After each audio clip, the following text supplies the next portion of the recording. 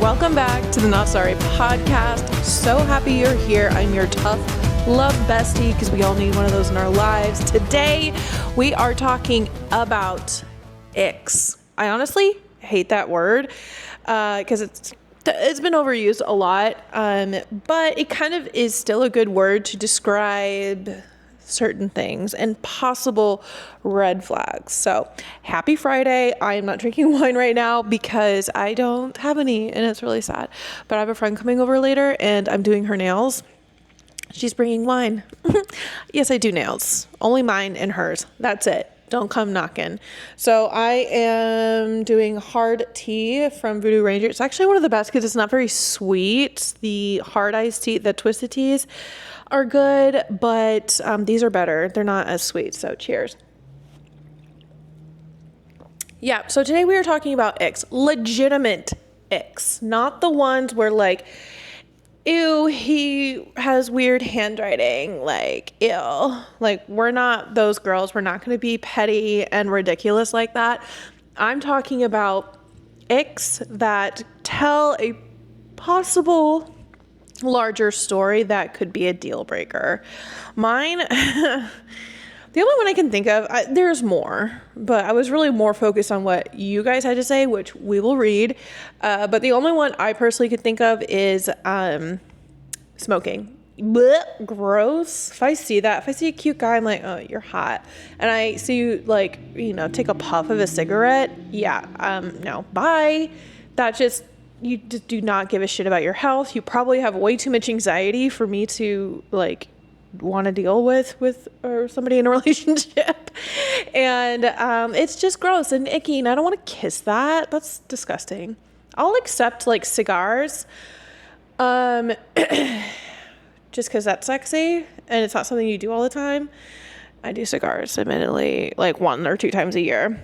But vaping, that one, I don't know. It's still so bad for you. And it does tell a bigger thing, but at least you don't get that disgusting smell and your teeth are really bad. Like, gross. But yeah, we're going to talk about what you guys have said about some legitimate ICKs, as well as, just kind of when to chill on looking at every single flaw that the poor man has and calling it before you even give them a sentence to say to you. Because there are girls out there like that. You just overthink everything and don't just say, okay, these things may or may not be true, but let's at least find out. Give the poor man a chance, blah, blah, blah. So, but first, let's hear what you guys had to say. These ones are so good. Some of them I'm like, oh yeah, these are totally me. But some of them are more territorial of like red flags, which the way I would describe the difference between the two is an ick. When it comes to at least dating, an ick is more like before you've gotten to know them and I got a weird itch on my back. An ick is like before you've really gotten to know them or just getting like some first impression vibes. Let me mute my phone. You're getting like first impression vibes from the person and they just kind of do or say something that is like, whoa, that was unhinged, or doof, that might be a problem. While like red flags are, yes, they can be things that you see before you really get to know them, but there are still like things that linger on in the relationship after you get to know them, or how they interact with people, how they treat others, things like that. And we had this question actually a while ago where a girl was just like, my boyfriend grosses me out or something like that, or he gives me the ick or something. And she's like, is that normal? Is that whatever? And like, that is 100% normal. Like if you're in a long-term committed relationship, no red flags, but every so often your partner will like do something you're like disgusted. You're like, that's gross, man. Like, come on. And that's normal because if you're living together, you're going to see the good, the bad, the ugly. And that's like true love, babe. And even with like some of the gross habits that Mark has, because he's a boy, girls have gross habits too. All right. Let's be fair, but still. boys or girls. And I'll just be like, babe, can you close the door when you go to the bathroom? Like where I'm sitting right now on my couch is where I sit at every morning while I drink my coffee with Jasmine in my lap. You can see her if you're on YouTube. And it has a direct eye line to the guest bathroom that he particularly loves to use. And it's 6:30, 7 in the morning, and there I am, just him doing his business. I'm just, every so often, I'll just be like, bruh, close the door, please, just this once, spare me, blah, blah, blah. And he'll do it if I ask, but I'll just like look at him like direct eyesight, and I'll just like shake my head. I'm like, dude, you're so gross. And he's like, what, babe, don't you love me? While he's like sitting on the potty, like, all right, so like I said, some of these that you guys have said were more like, okay, this is like way down the line, and more of like red flag versus like something that grosses you out, right? All right, let's go. All right, I'm gonna read all these because these are good. Was there only 2 screen? Oh no, there's 3. Okay, some of these are all pretty good. All right. Maddie says, no sense of urgency in an emergency situation.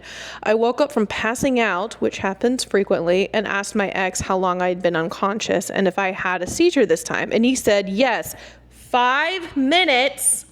Why exactly was I not ready in an ambulance? News to me. I'm sorry, babe. That's a red flag. Or he just didn't know, like, I think there was, let me pull it up on my computer. Hold on. Because I think I do like a little screenshot of it. And I put it on my phone and I didn't click all the way. Oh, she goes, why exactly was I not already in an ambulance? Crying face emoji. Imagining him sitting there and chilling while I was unresponsive, having a seizure made me sick. Yes. Yeah, oh man, some people just do not have the proper responses in emergency situations. They're like the fight or flight or freeze. That's the other one. He's probably more of like a freeze situation. And you didn't really say if that was like the first time or like if that happens all the time where he reacts like that. But if it was the first time and that's how he reacted, you'd be like, okay, that was wrong of you, but like, you don't know how to respond, and you probably have never been in this situation. So let me tell you what to do next time. And if he doesn't do it next time, bye, boy, bye. All right, sip. That's refreshing. All right, next. Rosie says, the way he talks about people, if it's negative, yeah, totally. If he has a problem with seemingly everyone is always in an active fallout with a friend, he's not a good person. That is so telling. If we learn how to get good at deciphering what people are really saying that's coming out of their mouths, or just like the overall theme of their language and what it really says about them, can really help a lot of people avoid really bad relationships. And I've gotten good at that, where it's just like, I'm a pattern seeker. So if I notice this pattern of like, you're always kind of talking negative, or there's always some fallout with a friend or something like that, it's like, you seem to be the problem in all of these situations. And if history says anything, it can help predict the future. So I'm out. That takes time. Those kinds of skills take time, but it's really about just stepping out of yourself in a way and being more of the observer in situations. And like if you're in a party, for example, like have a fun social experiment. Next time you're having like a night out with friends or whatnot, and you can actually hear conversations, just like sit and listen and just kind of be like, and especially if you don't know them, that would be a really fun time to do that. It's just like observe, like, okay, what are they saying? What does that say about them and how they're talking? And it can be really cool. And I don't know, it's not judging, but I guess it is. Next, Lindsay says, really bad teeth. Oh my God. Yes, really bad teeth. teeth. She goes, I don't mean crooked. I mean tartar and calicus. Don't come at me for that. I know I said that wrong. And grossed up. It says a lot about how little he cares about his teeth and hygiene. 100%. We are not living in 1880 anymore. Like, there's one guy I tried, but I just could not get over the teeth. It was so gross. So, boys, this really should be a podcast for men. Really, maybe I should rebrand. Should I rebrand? Yeah, take care of yourself, man. I do the hygiene, do the healthier meals, go on the walks, do a little just take a little bit of care for yourself. Women, hey, it's not we're not doing double standards over here, because there are women who, don't necessarily take as well care of themselves, but women tend to be better about that than men. So just take care of yourself. All right. Anyway, Audrey says, being rude or dismissive of anyone who works in a service industry. Amen. Who the fuck are you to treat another person like that just because they're handing you food and drinks? Get the fuck over yourself. All right. Haley says, first one, she has a couple. Living with their mother. Yeah, that could be. Not 100% of the time. Being rude to their mother. Yes, 100% of the time. Bad. Being nicer to other females than he is nice to you. Oh, yes, awful. Constantly needing to be the center of attention. Yeah, that's a red flag. Doesn't have the mind to want to make your life easier. Oh, it's not like thoughtful and like being helpful and stuff. 100%. Doesn't protect you. Is not affectionate. Constantly daydreaming and doesn't live in reality. And then lastly, your feelings are an argument/attack. Girl, you wrote that down. You had that in your notes app and copy and pasted. You send that to all your friends, man. The daydreaming, yeah, it's like, okay, like I'm a dreamer myself, truly. But if you don't at least try to take action or some movement forward, boy, shut up. And I was in a relationship with a guy who, whenever I talked about my feelings, it was like a constant attack on him. And it's like, bro, this is not about you. Oh my God. Well, it is about you, but not like that. This one was anonymous. She goes, any grown man out of college having Snapchat, it's just weird to me. I agree with that. I don't even have Snapchat. The only reason I had Snapchat for a minute was because one of my brothers had it and he didn't have any other social media. That was the only way I saw like photos of my niece. And thinking back, I'm like, did he have it? Not everyone has Snapchat for the wrong purposes. Let's be real.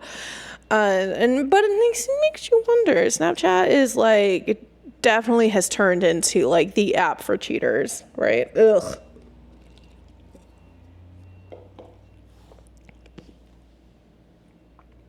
All right, next. Veronica says, drinking every day / in bulk, like chill. Yeah. The drinking, that's definitely like, are you okay? Are you a functioning alcoholic? Casey, she says, video games, period. That's so accurate. I first started kind of seeing a dude, and the first time I went to his house, he had furniture, but like there was a gamer chair in the middle of the living room. Like he had a proper couch and all that, but a gamer chair in the middle of the living room in front of the biggest TV I've ever seen in my life. And I'm like,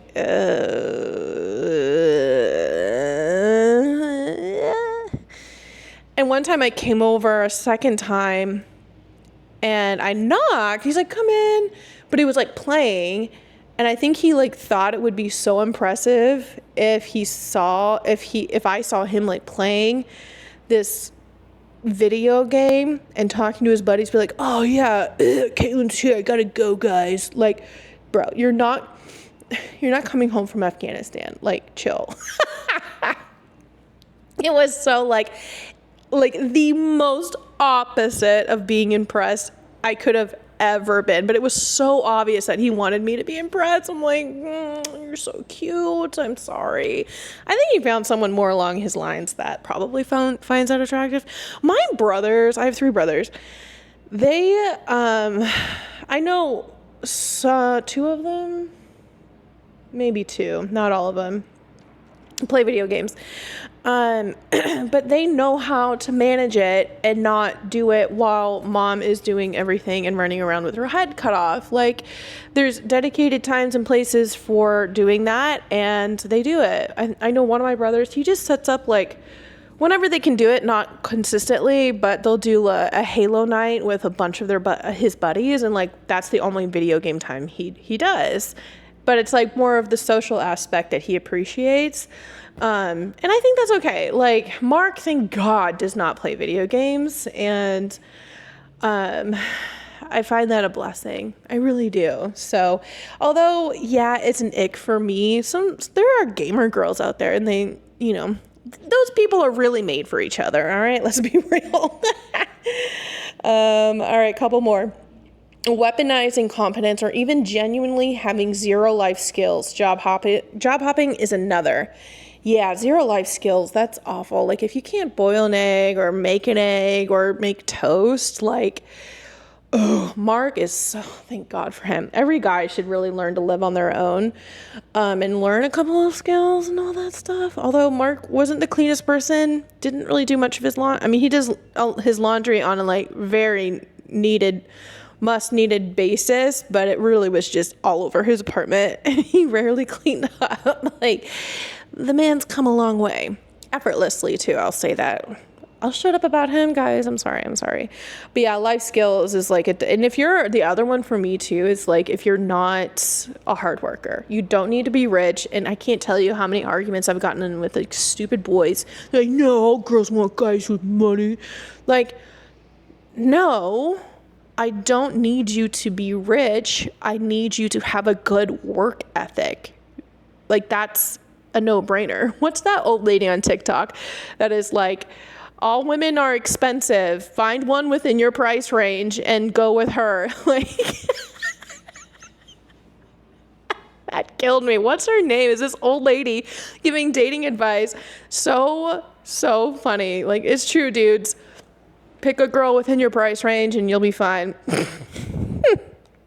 All right. Emma says, getting in an argument for the first time and they are incredibly immature and hurl insults and you realize they actually aren't mentally stable.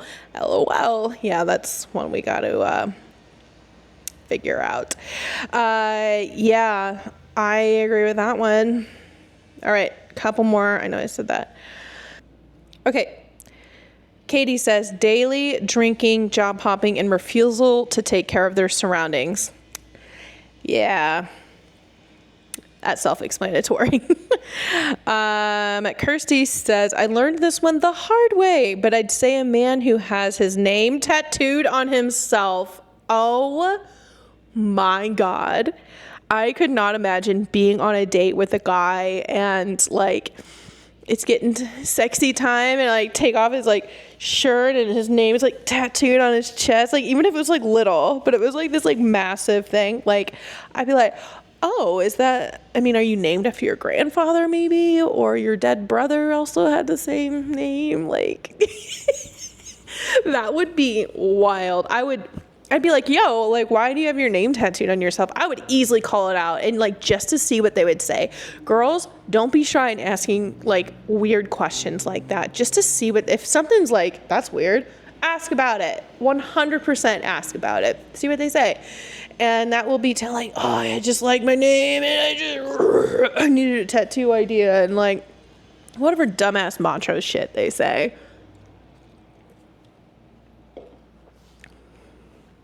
That would be wild seeing that for the first time. All right.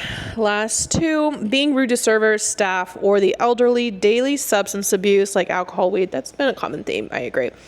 Not being active with their children. Yeah. Oh, she goes, I was a divorce lawyer for almost a decade, so my list could go on forever. Wow. We need to talk. But yeah, we've talked about this already, being rude to servers and staff and like the elderly, like, oh, you deserve a knuckle sandwich. All right, last one, I promise. Texting all day. He needs a hobby or a job if he has that much free time. Amen, sister. So yeah, I wanted to like talk about that and like kind of wrap our heads around like what is a proper ick and what is like, get over yourself, or just like stop overthinking this. I saw a podcast where they were talking about this subject, and I can't remember the expert, what her name was and what her title was, but the sentence she said was really telling. And she goes, I actually have said this on the pod before, but the host of the podcast was like, one of my friends was looking at a Tinder photo of this guy and didn't swipe left if you don't want them, or swipe right. Yeah, swipe left if you don't like them, because he had boxes on top of his kitchen cabinets. And it's like, what? I think that is a little much. And the lady's response was like, we are forced in today's world to gain as much information as possible from a photo because we're not meeting people in real life like we used to. Maybe people are. Mark and I met in real life out in the wild. And you can too. You just got to create opportunities for yourself. Okay. But if you're still I did the online dating like on and off. It was stressful, and then I get bored. I do it again and I delete it, the whole thing. But if I would say to chill on over analyzing the photos in the dating apps and all that, and just be like, okay, that would be kind of weird. It is kind of weird, blah, blah, blah. But like, he overall seems like pretty regular guy. Let's go for it. Let's set up a date, coffee. Like, it doesn't like take too much of your time and effort. And that's why girls like coffee dates. I agree with that. That's an easy, low stakes way to introduce yourself to someone. Who has seen that? I think there's a couple TikTok accounts of this girl going through the Tinder and Bumble bios of these men. Not even the photos. It's this the bios of them, and they're pointing out with their red marker, their red Apple marker, and pointing out all of the contradictions and red flags that these guys openly put in their bios for their dating profile. Like, all the answers are usually right in front of your faces, our faces. So many people, I feel like, probably ignore them. But go and look up that TikTok account. Like, if you're having bad luck on the dating apps, take a crash course on this TikTok account and be like, oh, I know what to look for now. And like, cause she'll be like, okay, look at this, what he said here. And then she'll do like a big arrow to like a couple paragraphs down to something that is super contradictory. Anyway, that was just so funny to me. And yeah, if you have any that you do want to bring up, feel free to comment on the TikTok account. Yeah, just the TikTok account.